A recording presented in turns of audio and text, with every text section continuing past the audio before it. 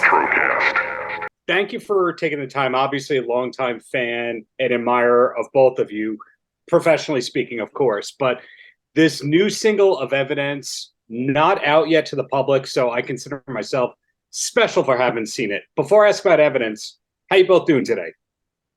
Doing great. Yeah. Just great. Enjoying the Los Angeles sunny weather. It's a little hot though, and the AC is off. So we just went and got some. We went and got some $20 juices. You know, that's what you do when you live in LA. You get a $20 juice and walk around. Well, there you go. Album Digital Precision comes out in about a month. When did you actually finish it? Well, about a month ago. We really fast tracked the last month or two. I think we had most of it written, but as far as the finalizing goes, we really have put a quick turnaround on that one. Got it. How do you know, and you two are both successful as co-writers and collaborators for other artists, how do you know specifically this is an Able Machines thing, don't give it to another artist? I don't know if when we write, I think we just write knowing that it will be for us.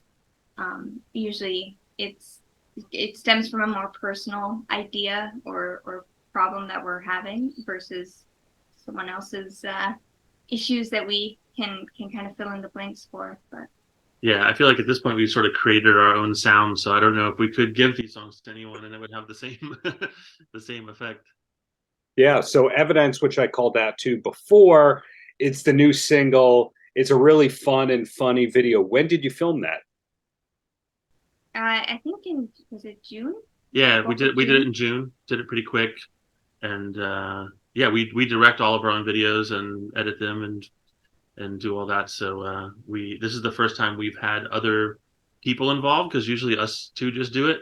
But we had a couple of our friends in, and we got the dogs in a scene, and this is a little bit more of a production. It was a full production, a lot of logistics, but I think the plot kind of helped lend itself to sure. More rigorous planning. Is that Ben Pringle as your boss at the firm? No, that's our friend Will McFadden. And Will is an actor. He was in Tim Robbins' I think they were called the Actors Gang or something like that. And he's just a really funny guy. And we kind of didn't mean for him to be so funny in the video. We wanted him to be kind of we wanted him to be like a stern police captain. But when we started filming, he just started ad-libbing all this stuff, and then it turned out to be a more funny direction than we were. It was so hard to cut all of the fantastic takes he improv'd. Yeah, there's some good outtakes I think we're gonna put on social media once the video's out. That's not insulting that I confuse him for Ben Pringle, right? They have the same glasses kind of vibe, but does he have the mustache though? Yeah, Will has a very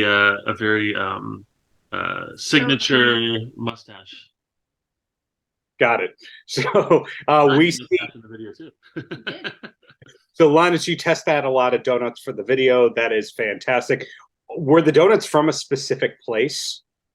They were all from Dunkin' Donuts. There's a Dunkin' Donuts very close, so that was the most convenient thing or convenient place to go. But I feel like that's the cop. Yeah, that's where a cop would go. Yeah. There's another place that we love called Donut Friend. That's kind of more like bougie donuts that are really delicious, but I can't imagine you wait 12 in one day though, I think. Yeah, it would have been expensive.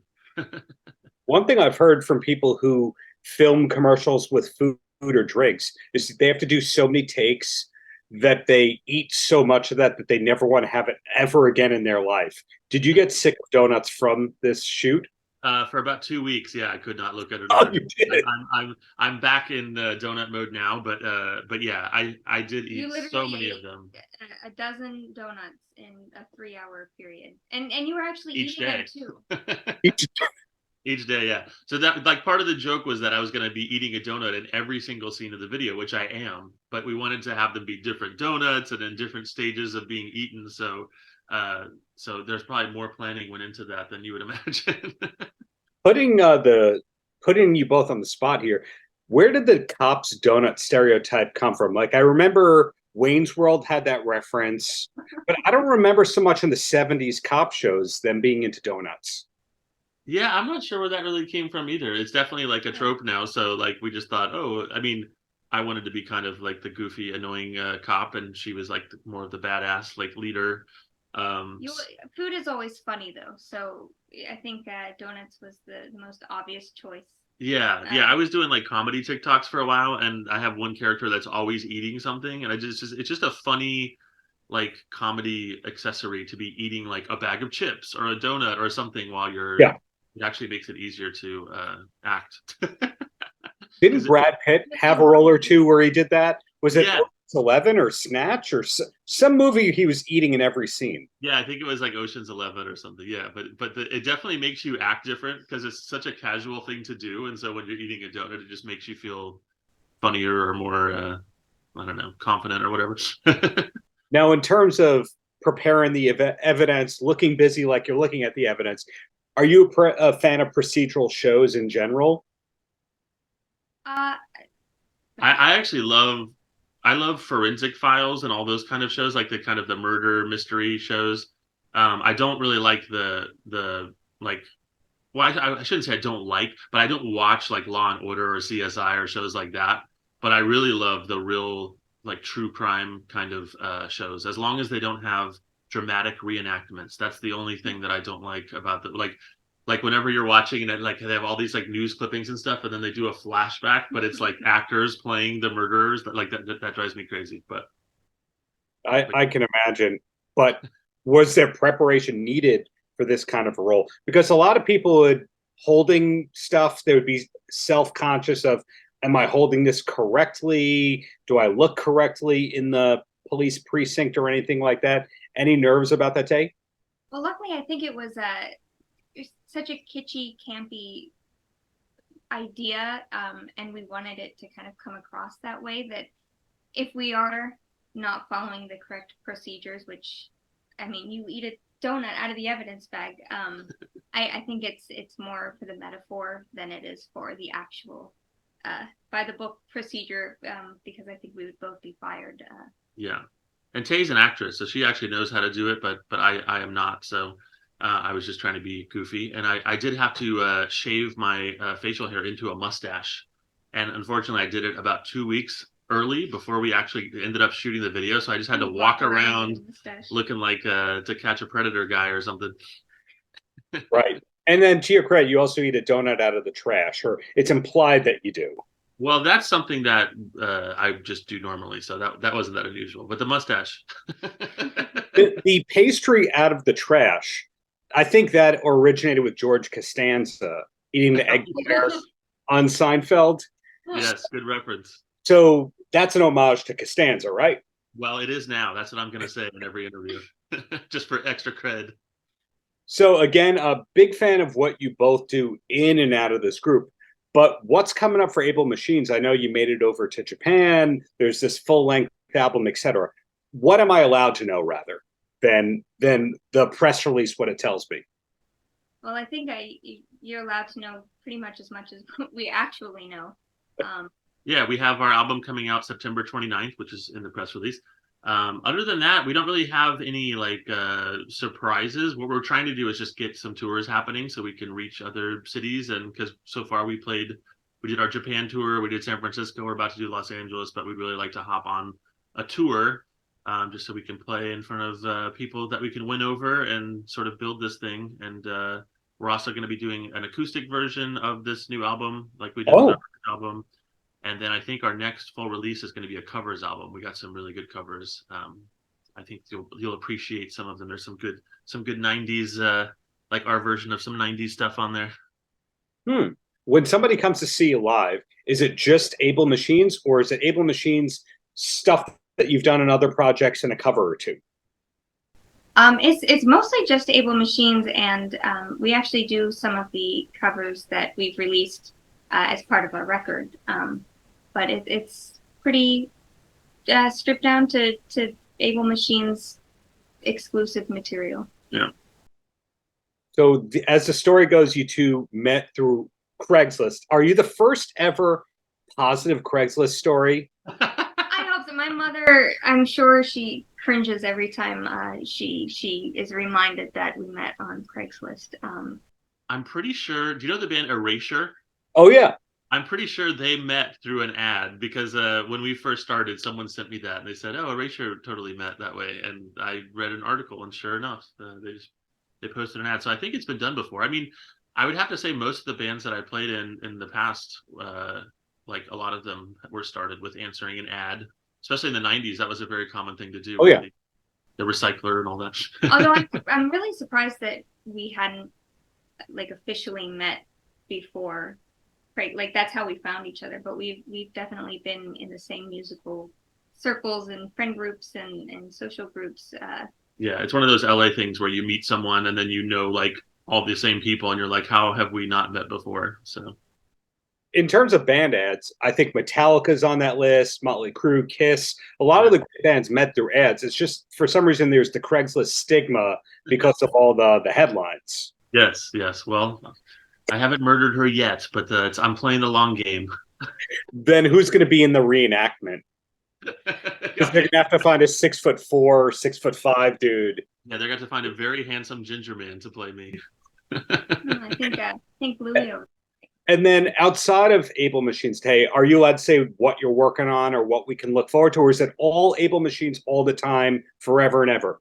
Right now, that is my life's game plan with the writing. I really can't talk much about it yet. Hopefully, one of those contracts will expire soon. But for now, Able Machines is definitely my main focus career-wise, and putting a lot of eggs in those baskets. So.